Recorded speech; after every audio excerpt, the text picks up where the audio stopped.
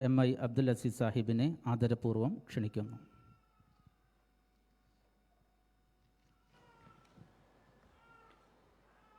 ബിസ്മില്ലാഹിർ റഹ്മാനിർ റഹീം.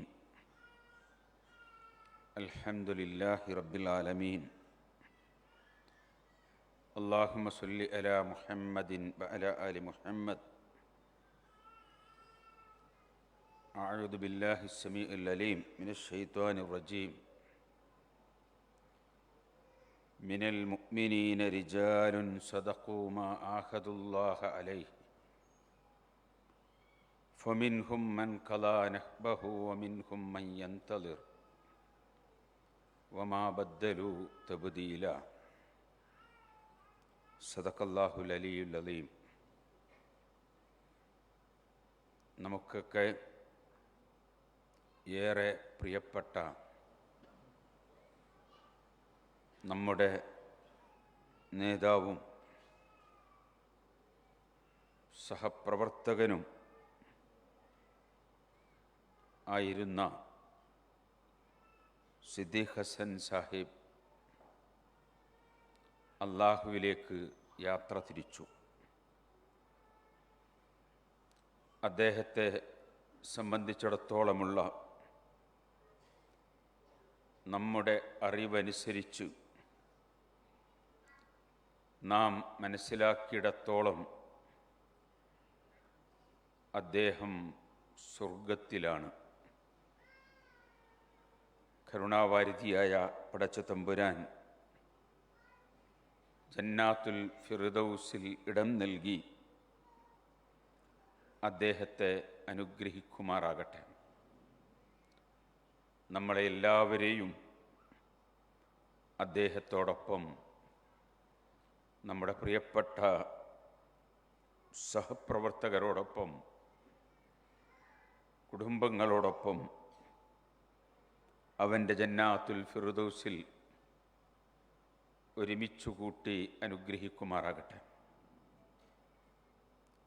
സിദ്ദീഖ് ഹസൻ സാഹിബിനെ നമ്മൾ അനുസ്മരിക്കുമ്പോൾ ആ ജീവിതത്തിലെ നല്ല പാഠങ്ങൾ അത് നാം സ്വയമോർക്കുകയും നമ്മുടെ ജീവിതത്തിൽ അത് പകർത്താൻ ശ്രമിക്കുകയുമാണ് ചെയ്യുക. ഏതാണ്ട് 6 വർഷത്തോളം സിദ്ദീഖ് ഹസൻ സാഹിബിൻ്റെ കൂടെ അസിസ്റ്റൻ്റ് അമീറും മേഖല നാദിമുമൊക്കെയായി പ്രവർത്തിക്കാൻ എനിക്ക് അവസരം ലഭിച്ചിട്ടുണ്ട്. ഞാൻ അമീറെ ജമാഅത്തിൻ്റെ പ്രസംഗം ശ്രദ്ധിക്കുകയായിരുന്നു. അതിൻ്റെ അവസാന ഭാഗത്ത് അദ്ദേഹം പ്രത്യേകം എടുത്തു പറഞ്ഞതാണ് സിദ്ദീഖ് ഹസൻ സാഹിബിൻ്റെ കരുത്തിൻ്റെ സ്രോതസ് എന്ന് ഞാൻ നന്നായി മനസ്സിലാക്കിയിട്ടുണ്ട്. അത് അല്ലാഹുവുമായുള്ള ബന്ധമാണ്. ഏതു യാത്രയിലും എത്ര വൈകിക്കടന്നാലും 3-3:30-4 മണിയാകുന്നതോടുകൂടി സിദ്ദീഖ് ഹസൻ സാഹിബ് ഉണർന്നിരിക്കും, ദീർഘമായി നമസ്കരിക്കും, പ്രാർത്ഥനയിലാകും. അതിനിടക്ക് മറ്റു സംസാരങ്ങൾ അദ്ദേഹത്തിന് ഇഷ്ടമുണ്ടായിരുന്നില്ല. മിക്കവാറും സുബഹിക്കു മുമ്പ് തന്നെ അദ്ദേഹത്തിൻ്റെ വ്യായാമമുറയായ യോഗാസനം ഉൾപ്പെടെ കഴിഞ്ഞിരിക്കും. അല്ലാഹുവുമായുള്ള ഈ ബന്ധമാണ് അദ്ദേഹത്തിൻ്റെ ശക്തിയുടെ സ്രോതസ്. തീർച്ചയായും അതിൽ നമുക്ക് വലിയ പാഠമുണ്ട്. പ്രസ്ഥാനമാർഗത്തിൽ സമ്പൂർണമായി സമർപ്പിതനായിരുന്നു അദ്ദേഹം എന്ന് നമുക്കറിയാം. KC അബ്ദുള്ള സാഹിബിൻ്റെ കൂടെ ശൂറയിലും വ്യത്യസ്ത ഉത്തരവാദിത്തങ്ങളിലും നല്ല ഒരു മഅ്മൂറായി സിദ്ദീഖ് ഹസൻ സാഹിബുണ്ടായി. KC അബ്ദുള്ള മൗലവി മാധ്യമം തുടങ്ങാനുള്ള തീരുമാനം അദ്ദേഹത്തിൻ്റെ ഇമാറത്തിൻ്റെ കാലത്തെടുക്കുമ്പോൾ അതിൻ്റെ മുന്നണി പോരാളികളിൽ ഒരാളായി സിദ്ദീഖ് ഹസൻ സാഹിബിനെ നമ്മൾ അനുഭവിച്ചു. എത്ര വലിയ ടാസ്കും പ്രസ്ഥാനത്തിനു വേണ്ടി അദ്ദേഹം ഏറ്റെടുക്കും, അള്ളാഹുവിൻ്റെ ദീനിനു വേണ്ടി ഏറ്റെടുക്കും. അസാധ്യമായി ഒന്നുമില്ല എന്നതായിരുന്നു അദ്ദേഹത്തിൻ്റെ നിലപാട്.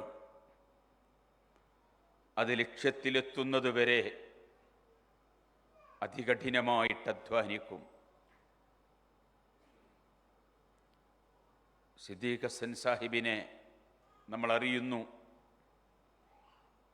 അദ്ദേഹം പ്രസ്ഥാനത്തിന് പുറത്തും വിശാലമായ ബന്ധങ്ങൾ പ്രസ്ഥാനത്തിൻ്റെ പോളിസി പ്രോഗ്രാമിൻ്റെ നയനിലപാടുകളുടെ അകത്തു നിന്നുകൊണ്ട് തന്നെ കെട്ടിപ്പടുത്തു. ഇപ്പം നമ്മളെ കോർക്കുന്ന രണ്ടാം മാറാട് കലാപത്തിൻ്റെ നാളുകൾ യഥാർത്ഥത്തിൽ മുസ്ലിങ്ങൾ അപ്പാടെ അവിടെ നിന്ന് ബഹിഷ്കൃതമായ ഒരു സാഹചര്യമാണ്. അവിടെ ഒരാൾക്കും കടന്നു ചെല്ലാൻ പറ്റില്ല. ഉത്തരവാദപ്പെട്ട മുസ്ലിം നേതാക്കളെ വരെ മടക്കി അയച്ചു. വൈകാരികമായും സാമുദായികമായും ചിന്തിക്കുകയാണെങ്കിൽ അങ്ങോട്ടങ്ങനെ ചെല്ലേണ്ടതില്ല എന്നാണ് ചിന്തിക്കുക. എന്തിനാണ് അവിടെ പോകുന്നത്? മാറാട് അരേ സമാജം എന്തൊക്കെയാണ് ചെയ്തുകൊണ്ടിരിക്കുന്നത്? അങ്ങനെ വിനയാന്വിതനായി അവിടെ കടന്നു ചെല്ലേണ്ട കാര്യമുണ്ടോ എന്നൊക്കെ ഒരാൾക്ക് ചിന്തിക്കാം. സിദ്ദീഖ് ഹസൻ സാഹിബ് എന്ന പ്രബോധകൻ വഴിവെട്ടിത്തെളിയിക്കുകയായിരുന്നു അവിടെ. പ്രസ്ഥാനത്തിൻ്റെ നിലപാടും അതുതന്നെയാണ്. അദ്ദേഹം കടന്നു ചെല്ലുന്നു. അവർ പറയുന്നു, അങ്ങായതുകൊണ്ടാണ് ഞങ്ങൾ സ്വീകരിക്കുന്നത്. അന്നത്തെ മുഖ്യമന്ത്രി AK ആന്റണി അതിനെപ്പറ്റി ഇപ്പോൾ പറയുന്നു,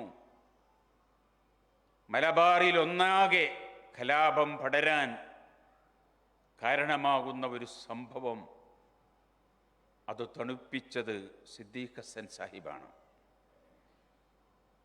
ജമാഅത്തെ ഇസ്ലാമിയുടെ അമീറായി നിന്നുകൊണ്ട് നമുക്കൊരുപാട് പാഠങ്ങൾ അവിടെയുണ്ട്. ഇന്നൊരുപാട് വെല്ലുവിളികൾ നമ്മൾ നേരിടുന്നുണ്ട്. പല കാരണങ്ങളാൽ മതിലുകൾ ഉയർന്നിട്ടുണ്ട്. മതിൽ കെട്ടുന്നവരോട് വരെയുള്ള വിവേചനങ്ങൾ സൃഷ്ടിക്കുന്നവരോട് വരെയുള്ള ഇസ്ലാമിൻ്റെയും പ്രസ്ഥാനത്തിൻ്റെയും സമീപനം എന്തായിരിക്കണമെന്ന പാഠം, അതിൻ്റെ റിസൾട്ടും നമ്മുടെ മുന്നിലുണ്ട്. നമുക്കൊരുപാട് പാഠങ്ങളുണ്ടവിടെ. സിദ്ദീഖ് ഹസൻ സാഹിബ് അദ്ദേഹത്തിന് സ്വന്തം നിലക്ക് അവനവൻ്റെ ആവശ്യങ്ങൾ എന്ന് പറയുന്ന ഒന്നുണ്ടല്ലോ, അത് വളരെ കുറച്ചായിരുന്നു. വളരെ അല്പം മാത്രമായിരുന്നു. തീർച്ചയായും AK ആന്റണിയുടെ കുറിപ്പിൽ അദ്ദേഹത്തിൻ്റെ അനുസ്മരണത്തിൽ അത് വന്നിട്ടുണ്ട്. വളരെ അല്പം മാത്രമായിരുന്നു സിദ്ദീഖ് ഹസൻ സാഹിബിന് ആവശ്യം. ആർത്തിയിൽ നിന്ന് മുക്തമായ ഒരു ജീവിതം, ഉള്ളതുകൊണ്ട് തൃപ്തിപ്പെടുന്ന ഒരു ജീവിതം, ബാക്കി മുഴു സമയവും അള്ളാഹുവിൻ്റെ ദീനിൻ്റെ മാർഗത്തിലെ സമർപ്പണം അദ്ദേഹത്തിൻ്റെ ജീവിതത്തിൽ നിന്ന് നമുക്ക് ലഭ്യമായി തീരുന്ന വലിയ ഒരു സന്ദേശമാണ്. ആരോഗ്യക്കുറവ് കുട്ടിക്കാലം മുതൽ തന്നെ അദ്ദേഹത്തെ അലട്ടിയിരുന്ന വയറ് സംബന്ധമായ രോഗം. ഭക്ഷണത്തെപ്പറ്റി നമ്മൾ സംസാരിക്കുമ്പോൾ അദ്ദേഹം ചിലപ്പോൾ പറയും, എനിക്കതൊന്നും വേണ്ടാഞ്ഞിട്ടല്ല, ആഗ്രഹമില്ലാഞ്ഞിട്ടല്ല, അത് തിന്നാൽ പ്രശ്നമാകും. അങ്ങനെ വളരെ അല്പം മാത്രം ഭക്ഷണം കഴിച്ചു. എന്നിട്ടും പലപ്പോഴും പ്രകൃതി ചികിത്സാ കേന്ദ്രങ്ങളിൽ പോയി കിടന്ന്. ഒരിക്കൽ ഒരു പ്രകൃതി ചികിത്സാ കേന്ദ്രത്തിൽ ഞാൻ കടന്നു ചെന്നു. സിദ്ദീഖ് ഹസൻ സാഹിബ് അവിടെ ചികിത്സയിലാണ്. അത് നടത്തുന്ന ആളോട് ഞാൻ ചോദിച്ചു, ഇനിയും സിദ്ദീഖ് ഹസൻ സാഹിബിനെ മെലിയിക്കാനുണ്ടോ? അദ്ദേഹത്തോട് ഞാൻ പറഞ്ഞു, അമീർ, എല്ല് മെലിയുകയില്ല, നിങ്ങൾ ഇനി പട്ടിണി കിടക്കേണ്ട കാര്യമല്ല, വളരെ കുറഞ്ഞ ആവശ്യം. അതേ സമയത്ത് ആരോഗ്യമില്ലാത്ത ഒരാൾക്ക് ഡൽഹിയിലേക്ക് പോയപ്പോൾ ടി കെ അബ്ദുള്ള സാഹിബ് പലപ്പോഴും ആകുലപ്പെട്ടിരുന്നു, അദ്ദേഹത്തിന് അവിടെ നിൽക്കാൻ കഴിയുമോ? ആരോഗ്യ പ്രശ്നങ്ങൾ പ്രയാസമാവുകയില്ലേ? അതൊന്നും അദ്ദേഹം പരിഗണിച്ചില്ല. ധാരാളം ചെയ്യാൻ കഴിഞ്ഞു, ഒരുപാട് പ്രവർത്തിച്ചു. റബ്ബതൊക്കെ ദുനിയാവിൽ വലിയ പ്രതികരണങ്ങൾ, പരലോകത്ത് വലിയ സൽഫലങ്ങൾ ലഭിക്കുന്ന, പ്രതിഫലം ലഭിക്കുന്ന കർമ്മങ്ങളിൽ ഉൾപ്പെടുത്തി അനുഗ്രഹിക്കുമാറാകട്ടെ.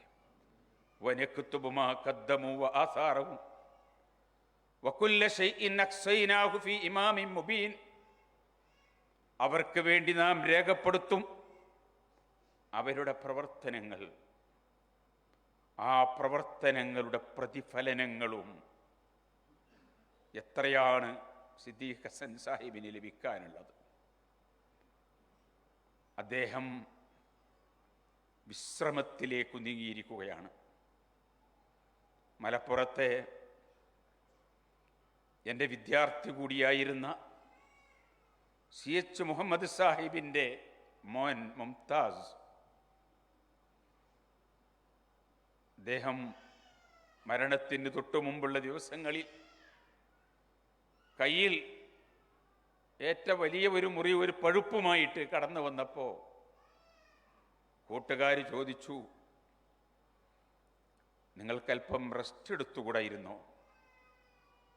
അദ്ദേഹത്തിൻ്റെ മറുപടി, വിശ്രമിക്കാനുള്ള നാളുകൾ വരുന്നേയുള്ളൂ. അല്ലാഹുമ്മ ഇജ്അലിൽ ഹയാത സിയാദത്തൻ ലീ ഫി കുല്ലി ഖൈർ വജ്അലിൽ മൗത റാഹത്തൻ ലീ മിൻ കുല്ലി ശർ. ജീവിതം എല്ലാ നന്മയിലുമുള്ള മുന്നേറ്റമാക്കി തീർക്കാൻ, അപ്പോൾ മാത്രമേ മരണം എല്ലാ പ്രയാസങ്ങളിൽ നിന്നുമുള്ള വിശ്രമമായി തീരൂ. കരുണാവാരിധിയായ പടച്ച തമ്പുരാൻ നമ്മളെയും നമ്മുടെ പ്രിയപ്പെട്ട സിദ്ദീഖ് ഹസൻ സാഹിബിനെയും നമ്മളെയൊക്കെയും അവൻ്റെ ജന്നാത്തുൽ ഫിർദൗസിൽ ഒരുമിച്ച് കൂട്ടി അനുഗ്രഹിക്കുമാറാകട്ടെ. ഈ സദസ്സിൽ ഒരുപാട് ആളുകൾക്ക് വ്യക്തിപരമായ ധാരാളം അനുഭവങ്ങളുണ്ട്.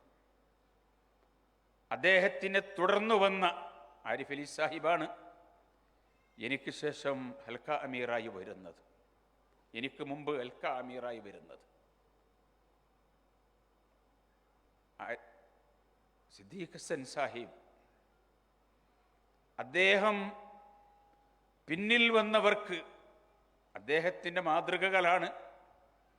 പക്ഷെ എനിക്ക് പലപ്പോഴും ഭാരമായിട്ടാണ് തോന്നാറുള്ളത്. IRW കെട്ടിപ്പടുക്കുന്ന നാളുകളിൽ ആ വയനാട് മലകളുടെ മുകളിൽ അതിൻ്റെ വളണ്ടിയർമാരോടൊപ്പം അവിടെ ടെൻ്റടിച്ച്, ഞാൻ അസിസ്റ്റൻ്റ് അമീർ എന്ന നിലക്ക്, തർബിയത്ത് വകുപ്പിൻ്റെ ചുമതല കൂടിയുള്ള ഒരാളെന്ന നിലക്ക് എല്ലായ്പ്പോഴുമില്ല, ചിലപ്പോഴൊക്കെ സിദ്ദീഖ് ഹസൻ സാഹിബിൻ്റെ കൂടെ ആ പരിപാടികളിൽ ഉണ്ടാവാറുണ്ട്. ടെൻ്റടിച്ച് അവിടെ തറയിൽ കിടന്നുറങ്ങി അവരോടൊപ്പം കഴിഞ്ഞ് അവരിലൊരുവനായി. ഇതൊക്കെ ഇത്രയേറെ പ്രവർത്തിക്കുന്ന ഒരാൾക്ക് എവിടെയൊക്കെയാണ് അദ്ദേഹം കൈവച്ചത്? സമുദായ നേതൃത്വങ്ങളിൽ, സമൂഹ നേതൃത്വങ്ങളിൽ, അങ്ങനെ തുടങ്ങി വിദ്യാഭ്യാസ മേഖലയിൽ, ഈ മേഖലകളിലൊക്കെ ഒരുപോലെ പടർന്നു നിന്ന് ഇന്നലെ തിരുവനന്തപുരത്ത് പൗരപ്രധാനികളുടെ ഒരു അനുസ്മരണമുണ്ടായിരുന്നു. അവരിൽ പലരും പറയുന്നത് അതുതന്നെ ഒരു ജീവിതകാലം പ്രവർത്തിക്കാനുണ്ട്. അപ്പോ ആരോഗ്യക്കുറവ് സിദ്ദീഖ് ഹസൻ സാഹിബിന് പ്രശ്നമായില്ല. ഇച്ഛാശക്തി കൊണ്ട്, അസ്മ കൊണ്ട്, അത് ഈമാനിൽ നിന്ന്, തവക്കുലിൽ നിന്ന് രൂപപ്പെട്ടു വരുന്നതാണ്. നമുക്ക് അതിലൊക്കെ ധാരാളം പാഠങ്ങളുണ്ട്. റബ്ബ് ആ പ്രചോദനങ്ങൾ, ആ ജീവിതം നമുക്ക് മുന്നിൽ അള്ളാഹുവിൻ്റെ മാർഗത്തിലെ നമ്മുടെ മുന്നോട്ടുള്ള പ്രയാണത്തിന് വെളിച്ചവും തെളിച്ചവുമാക്കി തരട്ടെ എന്ന് പ്രാർത്ഥിച്ചുകൊണ്ട് ഞാൻ ചുരുക്കുന്നു. റബ്ബ് നമ്മെല്ലാവരെയും അനുഗ്രഹിക്കുമാറാകട്ടെ. അല്ലാഹുമ്മ ജ്മഇനാ ഫീ ജന്നാത്തിൻ നഈം, അല്ലാഹുമ്മ ജ്മഇനാ ഫീ ജന്നാത്തിൽ ഫിർദൗസ്, അല്ലാഹുമ്മ റബ്ബനാ തഖബ്ബൽ മിന്നാ ഇന്നക അൻതസ് സമീഉൽ അലീം വതുബ് അലൈനാ ഇന്നക അൻതത് തവ്വാബുർ റഹീം. ആമീൻ ആമീൻ ആമീൻ ബിറഹ്മതിക യാ അർഹമർ റഹീം.